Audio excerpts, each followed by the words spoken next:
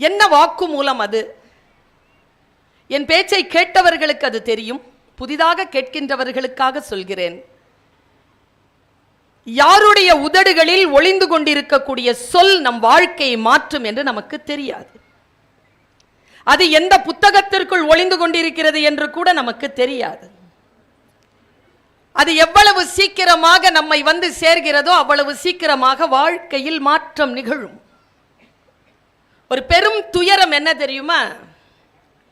இவ்வளவு தூரம் தேடி வந்தோம், அந்த சொல் நமக்காக காத்திருந்து நம்மிடத்தில் வருகின்ற பொழுது இதோ அந்த பக்கம் நின்று பேசிக் கொண்டிருக்கின்றவர்களைப் போல அவர்களுக்குள்ளாக பேசிக் கொண்டிருப்பார்கள். அப்போ என்ன ஆகும்? நம் வாழ்க்கையை மாற்றக்கூடிய சொல் நம்மை அடையாம அப்படியே கிளம்பி போயிடும்.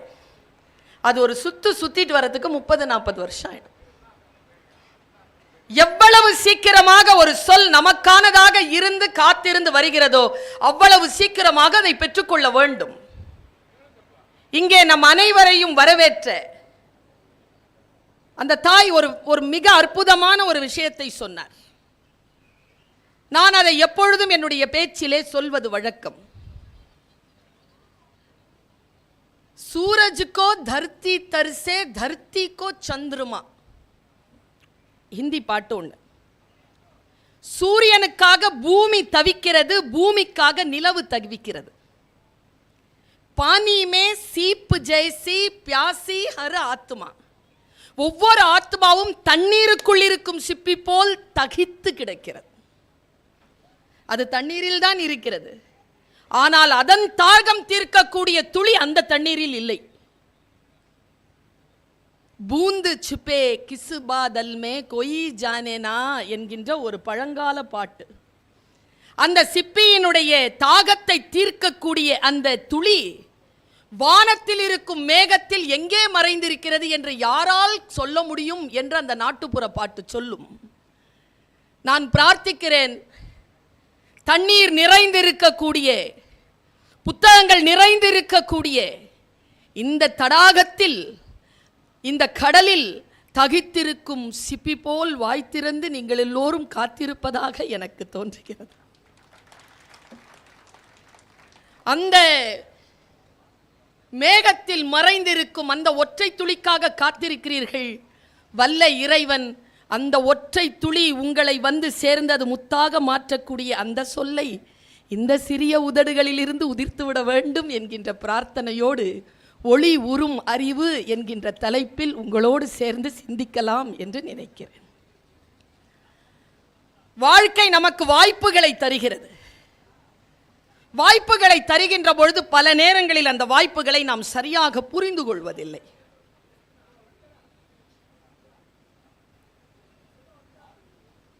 நீங்க போன்லயே பேச வேணாம் பெரியவரே, சும்மா பேசினாலே அவங்களுக்கு கேட்கும். எனக்கே கேட்குது.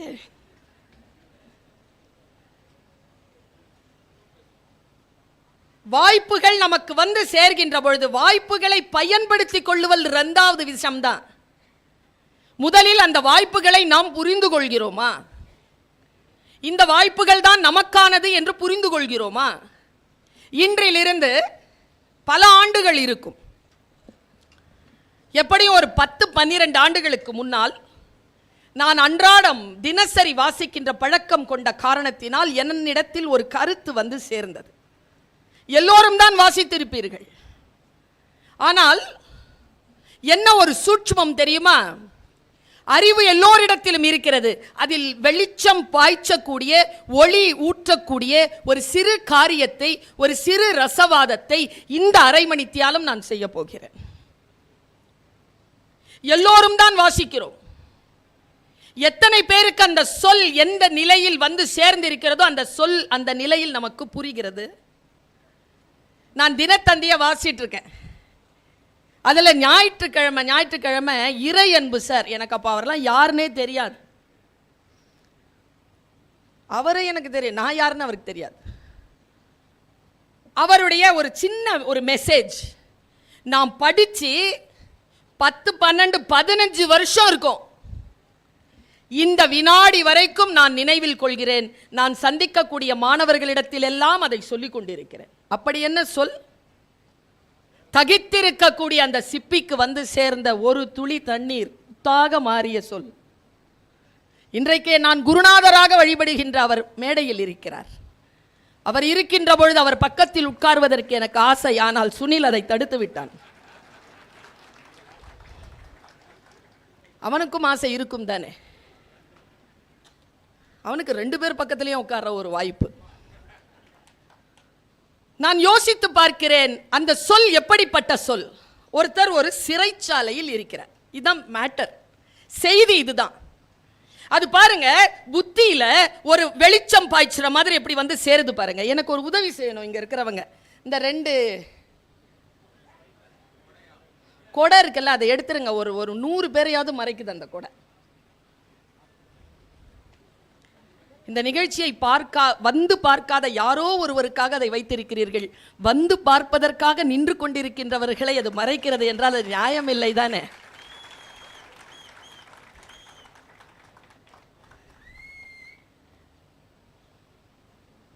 ரொம்ப முக்கியமான விஷயம் என்பதற்காக நான் இதை பாருங்க இப்படி கடல் மாதிரி நிற்கிறேன்.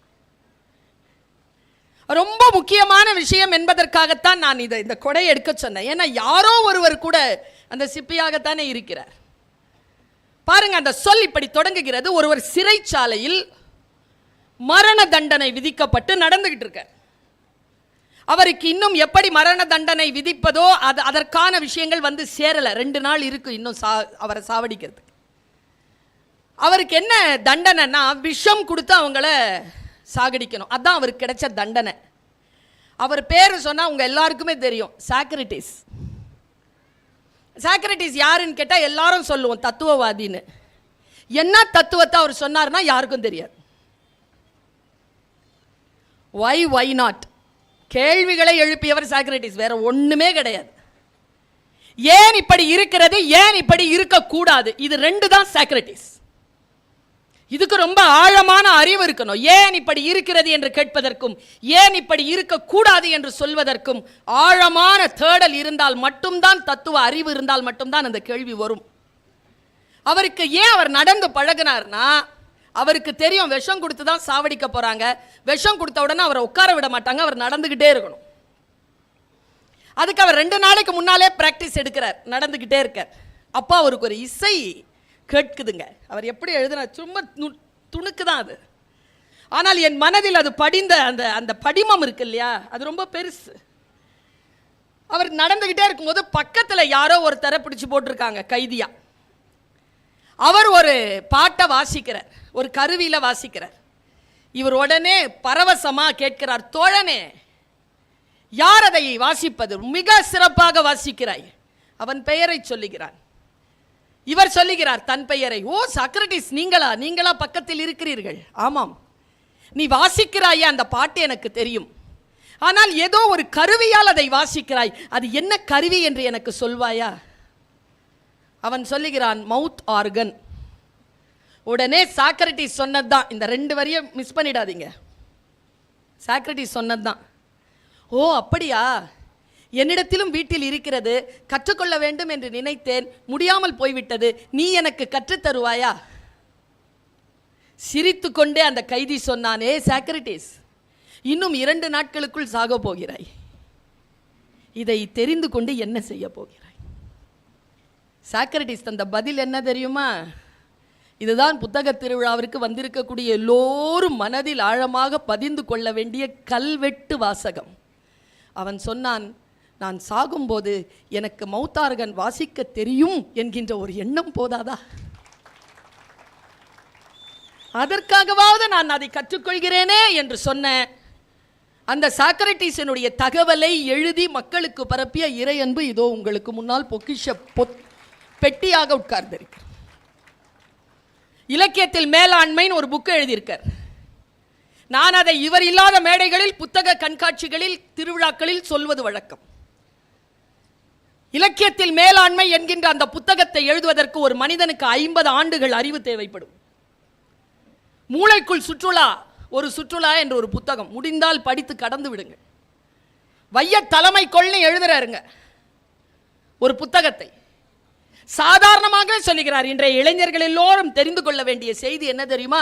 நாம் படிக்கின்ற படிப்பும் செய்யக்கூடிய வேலையும் மிக முக்கியமானது, அதனால் தான் இந்த உலகத்திற்கு நாம் அறியப்படுகிறோம் என்று எழுதுகிறார்.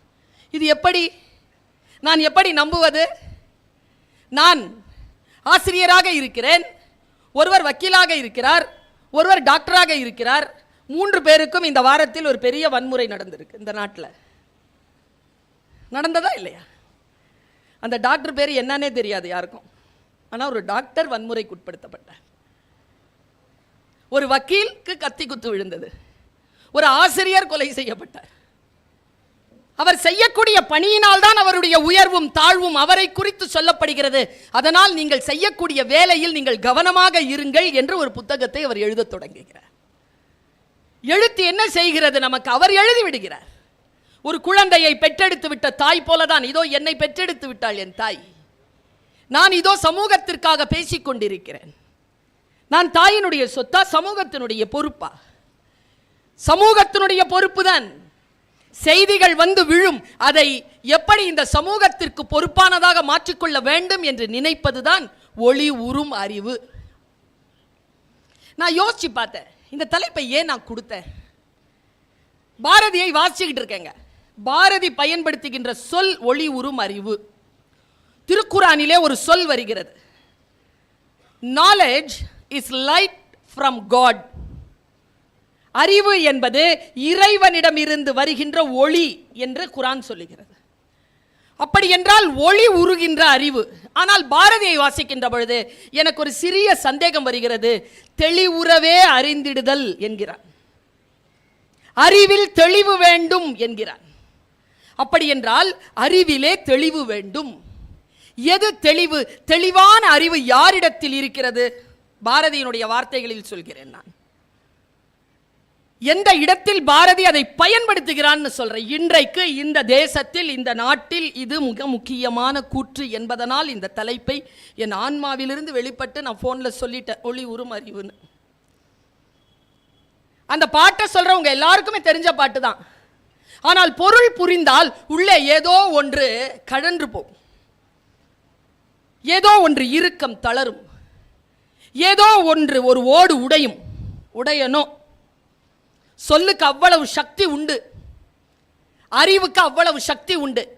அறிவுங்கிற சொல் இருக்குல்ல, அதை இந்த பாரதியை சொல்றதுக்கு முன்னால சொல்றேன். கல்வி வேறு, அறிவு வேறு. கல்வி கற்றவன் எல்லாம் அறிவாளியா? குருநாதர் சிரிக்கிறார். கிடையாது. வெளியிலிருந்து உட்செல்வது கல்வி, உள்ளிருந்து வெளிப்படுவது அறிவு. அப்படியே படிச்சதே சொல்லிட்டு இருந்தோம்னா அது அறிவு அல்ல. வெளியிலிருந்து வரக்கூடியது உனக்குள் ஏதோ ஒரு ரசவாதத்தை ஏற்படுத்தி உனக்குள் இருக்கக்கூடிய வெளிச்சத்தை இந்த உலகத்திற்கு தந்தால் அது அறிவு. பாருங்க, பாரதி எதை அறிவுங்கிறான் பாருங்களேன். நான் இதை சொன்னேன்னு வச்சுக்கோங்களேன், உண்மையா நான் சொல்றேன், பொதிகை சாரலில் இந்த கருத்தை நான் சொல்லுகின்ற ஏற்கனவே எழுதப்பட்டதுதான். ஆனால் உங்கள் மனதிலே ஒரு ரசவாதம் நிகழும் பாருங்க. என் மனதிலே நிகழ்ந்திருக்கிறது. ஆத்திச்சூடி என்று தொடங்குகிறது அந்த பாட்டு. எல்லாருக்கும் தெரிஞ்ச பாட்டு, டீச்சர்ஸ் எல்லாருக்கும் தெரியும். நம்ம பல நேரங்களில் நிறைய விஷயம் தெரிஞ்சு வச்சிருக்கோம் சார், புரிஞ்சுக்கிறது இல்லை. நிறைய விஷயம் தெரியும், நமக்கு சொல்றதெல்லாம் தெரியும். ஆத்திச்சூடி இளம்பிறை அணிந்து மோனத்திருக்கும் முழு வெண்மேனியான் சிவன். ஆத்திச்சூடி இளம்பிறை அணிந்து மோனத்திருக்கும் முழு வெண்மேனியான், கருநிறம் கொண்டு பார்க்கடல் மிசை கிடந்தோன் விஷ்ணு, மகமது நபிக்கு மறையருள் புரிந்தோன் அல்லாஹ், இயேசுவின் தந்தை யெகோவா என. இங்கதாங்க கவிஞன், இதனால தாங்க இந்த புத்தகத்தை தேடி வரோம் நாமெல்லாம். என பல மதத்தினர் உணர்ந்தும் உணராமலும் பரவிடும் பரம்பொருள் ஒன்றே. அப்பா, அதன் இயல்பு ஒளி உறும் அறிவாம். அதன் நிலை கண்டார் அல்லலை அகற்றினார் அதன் நிலை வாழ்த்தி அமர வாழ்வு எய்துவோம். இது பாரதியின் கூற்று. இறைவனை ஒளி உறும் அறிவு என்கிறார். நம்மிடத்தில் எல்லாம் அறிவு இருக்கிறது, நான் கொஞ்சம் வெளிச்சம் பாய்ச்ச போகிறேன், அவ்வளவுதான். சமீபத்தில் ஒரு வெளியில போயிருந்தோம், பெரிய நாடு, நிறைய பார்க்கறதுக்கு நாசாலாம் கூட்டு போனாங்க. ஹூஸ்டன் போயிட்டு வந்துட்டு சாப்பிட்றதுக்காக ஒரு இடத்துல உட்கார்ந்துருக்கோம். நான் ஒரு வார்த்தையை சொல்லி இந்த கருத்தை சொல்றேன். தேடி வந்தது வேறு எதுக்கோ இருக்கலாம், ஆனால் கிடைத்தது தேடி வந்ததை விட உயர்வானதாக இருக்கலாம். இதுதாங்க நாலேஜுக்கு இருக்கிற வாய்ப்பு. தேடி வந்தது நான் தேடி போனதை விட எனக்கு கிடைத்தது உயர்வானதாக இருந்தது. நாங்க சாப்பிட்டுட்டு இருக்கோம் 7 பேர். அந்த டைனிங் டேபிள்ல எனக்கு கிடைச்ச 2 வெளிச்சத்தை சொல்லிட்டு போறேன். 2 விஷயம். அவரு என்னை அறிமுகப்படுத்தும் போது ஒரு வார்த்தை சொன்னார். என்னை வெற்றி பெற செய்தது, இந்த மேடையில் இன்றைக்கும் நான் நின்று கொண்டிருப்பது காரணம் என் 500 பரிசுகள் அல்ல, 500 வெற்றிகள் அல்ல, 1000 தோல்விகள்னு சொன்னார். கிடையாது, தப்பு தப்பு. இந்த சொல்லில் தான் இருக்கிறது சூட்சுமம். நான் இங்கே நிற்பதற்கு காரணம் 500 பரிசுகள் அல்ல, 1500 மேடைகள். அது தோல்வி அல்ல. அது எப்படி தோல்வியாகும்? நான் கலந்து கொண்டேனே, அது எனக்கு கொடுத்தது. எனக்கு என்ன முதல் பரிசு, 2ஆம் பரிசு, 3ஆம் பரிசு தானே கிடைக்கல, ஆனால் எனக்கு அந்த அனுபவம் கிடைச்சதில்ல. அது எப்படி சார் தோல்வியாகும்? கிடையாது. நான் பேசும்போதே இதை தெளிவாக தான் பேசுவேன். அவர் உட்கார்ந்துக்கிட்டு 2 விஷயம் சொல்றார். அந்த 2 விஷயத்தையும் உங்ககிட்ட சொல்லிட்டு போறேன். கொஞ்சம் கடினமான விஷயம் தான், புரிந்து கொண்டால் இன்றிலிருந்து வாழ்வின் நிலை வேறு விதமாக உங்களுக்கு மாறலாம். எனக்கு மாறியதை போல. இவனுக்கு என்ன செஞ்சிடணும், அவங்களுக்கு என்ன செய்யணும், இவங்களுக்கு என்ன செய்யணும், அவங்களுக்கு என்ன செய்யணுங்கிறதுனால தான் இதுவரைக்கும் இப்படி உழைச்சிக்கிட்டு இருக்கோம். அவன் என்ன நினைப்பானோ, அவளுக்கு ஏதாவது வாங்கி கொடுக்கணும், அவங்களுக்கு ஏதாவது செய்யணும், நான் ஏதாவது ஒன்று படிக்கணும். ஏன் படிக்கணும்னா நான் இவ்வளோ சம்பாதிக்கணும். அவர் சொன்னார், நம் எல்லோருக்கும் எல்லாவற்றையும் வைத்துக்கொண்டு என்ன செய்வது என்று தெரிந்திருக்கிறது, நம் அனைவருக்கும் தெரியாமல் இருப்பது நம்மை வைத்துக்கொண்டு நாம் என்ன செய்வது என்பதுதான். என்ன வார்த்தை சார் அது! என்ன வச்சுட்டு நான் என்ன பண்றது? இப்போ உட்கார்ந்துருக்கார் இறையன்பு சார், உட்கார்ந்துருக்கார். இந்த மூளை இருக்குல்ல, அவருடைய மூளை எவ்வளோ சார் சிந்திச்சிருக்கு, எவ்வளோ எழுதியிருக்கு, எவ்வளவு பணியாற்றி இருக்கு.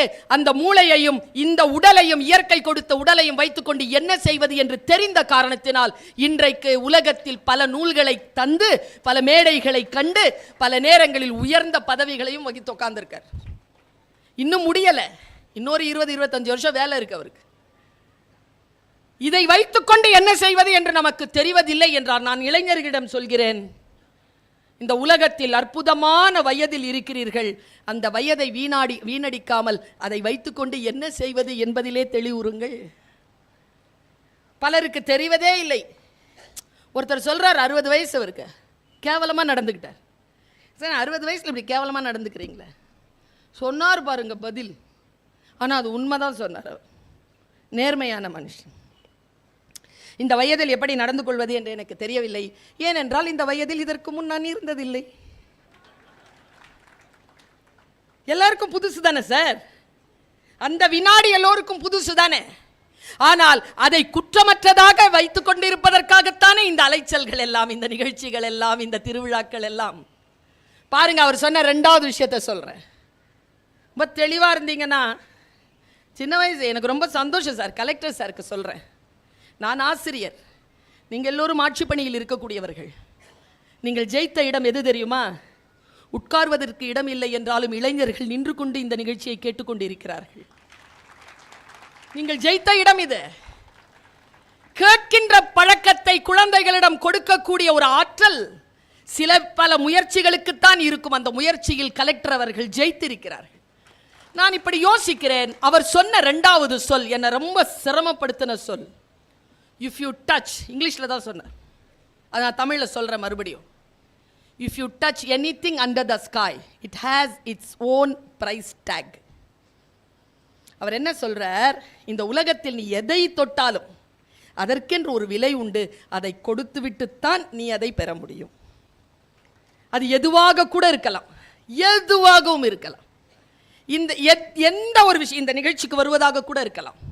எல்லாவற்றுக்கும் விலை என்பது பணத்தினால் ஆனது அல்ல. பணத்திலான ஆனது மட்டும் அல்ல விலை என்பது. அதற்கு சரியான விலை கொடுக்க வேண்டும் என்று சொல்வார்கள். ஒரு விலை தராமல் எதுவும் நம் கைக்கு வராது என்கின்ற 2 சூட்சுமமான விஷயத்தை அவர் சொல்லிவிட்டு போனார். நான் இப்படி யோசித்து பார்க்கிறேன், பல நேரங்களில் நாம் சின்ன சின்ன விஷயத்துக்கு மிஸ் பண்ணுறோம். இப்போ இவ்வளோ அலர்ட்டாக இருக்கிறீங்கல்ல, உங்கள் எல்லாரையும் பார்த்து நான் ஒரு கேள்வி கேட்க போகிறேன். எல்லாரும் பதில் சொல்லுங்க. அது இண்டிவிஜுவல் கொஸ்டின் தான், இண்டிவிஜுவல் ஆன்சர் தான். எல்லாரும் சொல்லலாம் பதில், யாரும் யோசிக்காதீங்க. அவங்களுக்கான பதில் சொல்லிடுங்க.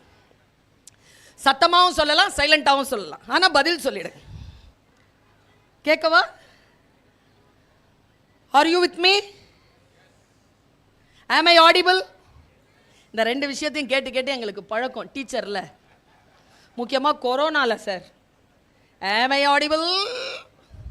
ஒன்றும் பதில் சொல்லாத, மரண உருவத்தில் இருக்கிற மாதிரியே இருக்கும். எங்களுக்கு சத்தம் போட்டு போட்டு பழக்கம். பாருங்க, ஒரு கியூ நின்றுட்டு இருக்கு, 20 பேர் நிற்கிறாங்க கியூவில். 3 மணி நேரமாக கியூ நிற்குது.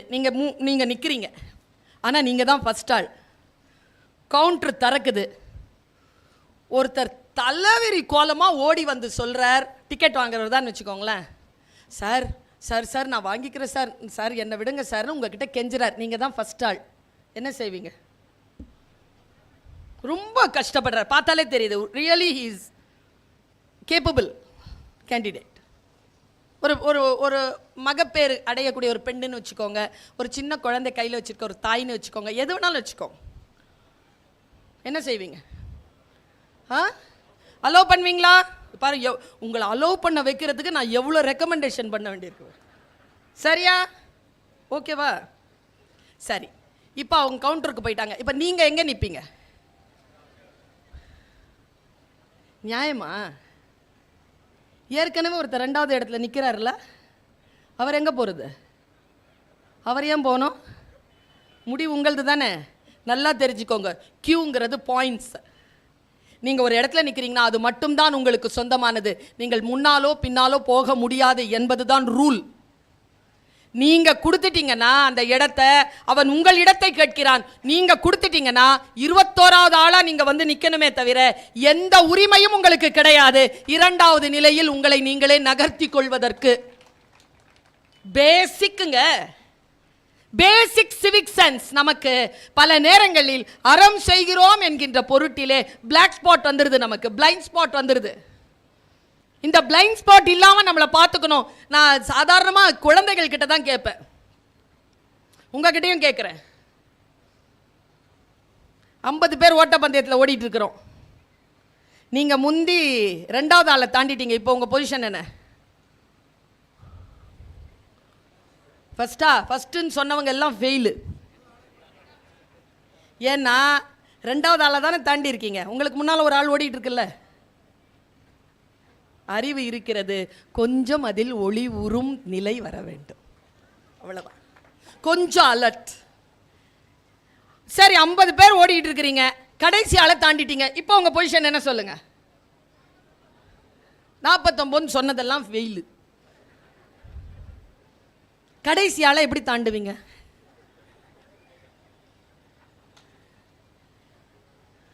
சில பேருக்கு புரியவே இல்லை. கடைசியால் தாண்ட முடியாதுயா. கடைசியால் தானே, அதுக்கு பின்னால் தாண்டிங்கன்னா அது யார்? அது ரேஸில் இல்லையே.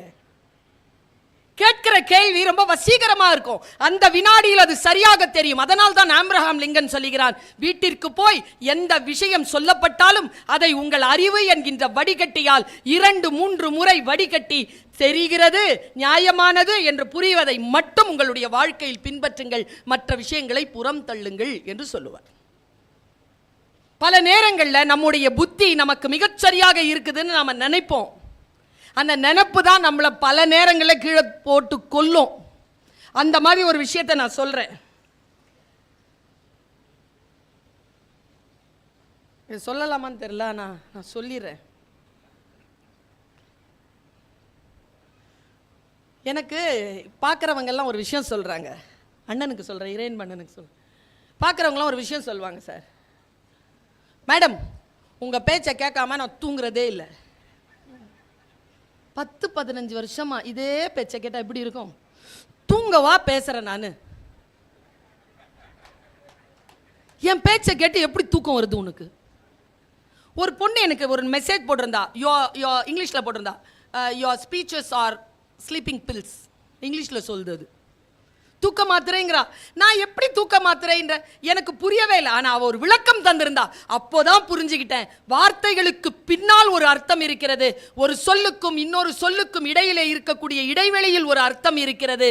ஒரு வரிக்கும் இன்னொரு வரிக்கும் இடைவெளியில் அர்த்தம் இருக்கிறது. நம்முடைய ஜெயமோகன் சொல்லுவார், கொற்றவை நான் ஏன் எழுதினேன் என்ற முன்னுரையில் எழுதுவார். என் முன்னோனான இளங்கோ எங்கெல்லாம் மௌனம் சாதித்தானோ அந்த மௌனத்திலிருந்து நான் இந்த கதையை எடுத்தேன் என்று சொல்லுவார். சில இடங்களில் உள்ளுக்குள்ள மௌனம் மாதிரி தெரியும், வெற்றிடம் மாதிரி தெரியும், ஆனால் அது பொருள் நிறைந்தது. நான் ஒரு கூட்டத்தில் பேசிக்கிட்டு இருக்கேன். மேடம் உங்கள் பேச்சுனா என் வைஃபுக்கு ரொம்ப பிடிக்கும் மேடம், அந்த பேச்சை கேட்காம அவள் தூங்குறதே இல்லை மேடம். மறுபடியும் தூக்கம். அப்போதான் எனக்கு அவள் விளக்கம் தந்தது புரிந்தது. அவள் சொல்றா, வாழ்க்கை நம்மை வீணாக்கி நம்மிடமிருந்து எல்லா நன்மைகளும் எக்ஸ்ட்ராக்ட் பண்ணிட்டு நன்றி இல்லாமல் தூக்கி வீசுகின்ற பொழுது நான் படுக்கையில் சக்கையாக விழுகிறேன். நான் எதற்கும் லாயக்கற்றவள், நான் எதற்கும் லாயக்கற்றவன் என்று படுத்து கொண்டிருக்கின்ற பொழுது என்னுடைய கைபேசியில் நீ தோன்றுகிறாய். இந்த உலகம் அழகானது, நீ விவேகமானவன், உனக்காகத்தான் இந்த சூரியன் நாளைக்கு உதிக்கப் போகிறது. உன்னை புரிந்து கொள்ளாதவர்களை புறம் தள்ளிவிட்டு தோற்காமல் வாழ்க்கையில் முன்னேறு என்று நீ சொல்லுகின்ற பொழுது எனக்குள் ஒரு சிறிய நம்பிக்கை வருகிறது. என் மனம் குழப்பத்தில் இருந்து அமைதி காண்கிறது. அமைதி காணுகின்ற பொழுது மென்மையாக என்னை உறக்கம் தழுவுகிறது. அப்படி என்றால் உன்னுடைய பேச்சு என்பது ஸ்லீப்பிங் பில்ஸ் தானே என்று அவள் கேட்கிறாள். சொற்கள் நம்மை அமைதியுறச் செய்ய வேண்டும், அடுத்த கட்டத்திற்கு நம்மை தயார் செய்ய வேண்டும். பாருங்க, உங்களை அடுத்த கட்டத்திற்கு தயார் செய்கின்ற உங்களுக்கு இருக்கக்கூடிய அறிவிற்குள் ஒரே ஒரு வெளிச்சத்தை மட்டும் பாய்ச்சுகிறேன். ஒரு மீட்டிங் இப்படி தான் பேசியிருக்கேன். நான் பேசிட்டு பேக் ஸ்டேஜ் ஒரு 45 வயது பெண் இருப்பாள். சரியான பணக்காரியா இருப்பா போல இருக்கு. அவளுடைய அட்டையர் அப்படி இருக்கு. அவளுடைய நகைகள் அவ போட்டிருக்க, அவ கையில் வச்சிருக்கிற வெளிநாட்டில் அந்த கீட்டெக்கெல்லாம் ரொம்ப உயர்ந்தது. அவ அழுறா, என் கையை பிடிச்சி தேங்க்ஸ் தேங்க்ஸ்னு அழுறா. திருப்பி திருப்பி சொல்றா, 8 ஆண்டுகளாக கவலைப்பட்டு கொண்டிருந்தேன், 8 ஆண்டுகளாக சிறையில் இருந்தேன், என்னை மீட்டெடுத்தது உங்களுடைய பேச்சு, என்னை சொல்லிக்கிட்டே இருக்கா. அழுறா, ஆனால் மையெல்லாம் கரையுது, அதை பற்றி கவலைப்படாமல் அழுறா. தேங்க்யூ தேங்க்யூ தேங்க்யூன்ட்டு ஓடிட்டா. ஹீல், பெரிய ஹீல் போட்டு ஸ்டைலிஷ் லேடி. நான் பாட்டுக்கு எல்லாரையும் விட்டுட்டு அவளை கூப்பிட்டேன் போய் கார்கிட்ட. 10-15 பாயிண்ட் பேசினேன். எந்த பாயிண்ட்டு உனக்கு பிடிச்சதுன்னு சொல்லு. மக்கள்கிட்ட சொல்லலாம்ல அதை. அவளுக்கு ஓடு உடைஞ்ச மாதிரி கேட்கின்றவர் யாருக்கேனும் ஓடு உடையலாம் இல்லையா? 8 வருஷமா சிறையில் இருக்கின்றவர்களை விடுதலை செய்யலாம் இல்லையா? சொல்லுன்னு அவ சொன்னாங்க. நான் என்ன சொன்னேன்றத அது அப்படியே அவளுக்கு என்ன சொன்னேன் அப்படிங்கிறத நான் சொல்றேன். சொல்லணுமா? கொஞ்சம் பேருக்கு பாதிப்பா இருக்கும், பாதிப்படைஞ்சவங்களுக்கு விடுதலையா இருக்கும். ஒரு காட்டு வழி, ஒருத்தர் நடந்து போய்கிட்டே இருக்கிறான். ஒரு பாம்பு புத்து, அதுல இருந்து ஒரு பாம்பு வருது வெளியில. ஐயோ, இது பாம்பு இருக்கிற வழி, நம்ம வேற வழியில போவோன்ட்டு வேற வழிக்கு போறான். அந்த பாம்புக்கு பேரே அரவம். அது எங்க சத்தம் கேட்டாலும் போயிடும். நேரா அது போய் அவன் போன பாதைக்கு போய் கரெக்டா அவன் காலில் கொத்திருச்சு. நாம் அந்த வழிக்கே போகாமல் நம்ம வழிக்கு நம்ம கொத்தனவங்க இருக்காங்க தானே, நம்மளை கொத்தனவங்க வாழ்க்கையில் இருக்காங்க தானே. பாம்புங்கிறது இங்கே பாம்பு இல்லை. சரியா? இவ்வளோ சீரியஸாக இருக்கிறீங்க, அவ்வளோ கொத்துப்பட்டிருக்கீங்களா? சரியா? இப்போ அவனுக்கு 2 ஆப்ஷன். ஒன்று, பாம்பை போய் கேட்கலாம், நியாயமா உன் வழிக்கா நான் வந்தேன், என்னை ஏன் துரோகம் பண்ண, என்னை ஏன் கொத்துன, நான் இப்போ இருக்கிறதா சாவுறதா, உன் விஷயம் என்ன பண்ணும் தெரியுமா உனக்கு என்று பாம்பிடம் நியாயம் கேட்கலாம். இல்லை என்றால் கொத்தப்பட்டு விட்டோம், விஷம் ஏறிக்கொண்டிருக்கிறது. விஷத்தை குறைப்பதற்கும் விஷத்தை முறிப்பதற்கும் மருந்து தேடலாம். பல நேரங்களில் நாம் கொத்திய பாம்பை பின்பற்றி கொண்டு போய் நியாயம் கேட்டுக்கொண்டிருக்கிறோமே தவிர கொத்தப்பட்ட விஷத்தை யாரும் முறிவிற்காக தேடுவதே இல்லை. Don't chase the snake, deal with the venom. உங்களுக்கு எது பாதிப்பாக இருக்கிறதோ அந்த பாதிப்பில் இருந்து வெளியில் வாங்க. நான் வந்தேன், கொத்தப்பட்ட பொழுதெல்லாம் நிமிர்ந்து நின்று கொத்திய பாம்பிற்குள் போகாமல், பாம்பிற்கு பின்னால் போகாமல் கொத்தப்பட்ட விஷத்தை முறித்து இதோ நிற்கிறேன். பல நேரங்களில் எப்படியெல்லாம் நம்முடைய வாழ்க்கை நம்மை சுற்றி போடும் என்று நமக்கு தெரியாது. அதனால் தான் என்னை அறிமுகப்படுத்தியவர் சொன்னார், வீழ்வதல்ல தோல்வி, களத்தை விட்டு நீங்குவதுதான் தோல்வி. கடைசி வரைக்கும் களத்தில் நின்று பாருங்க, வெற்றி பெற்றவர்கள் கூட நடுங்கி போவார்கள் உங்களுடைய நிற்றலை பார்த்து.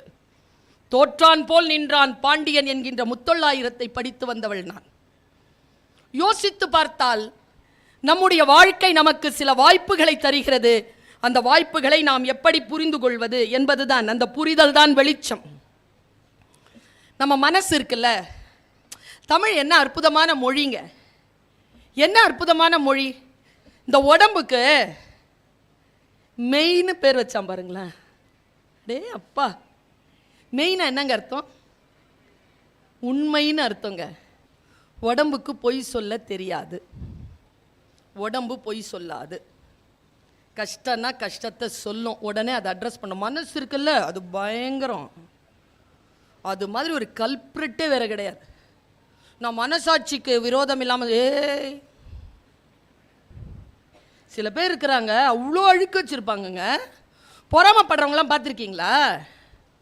சில பேர் நின்னா துணி எறிகிற வாசனை வரைக்கும் வரும்.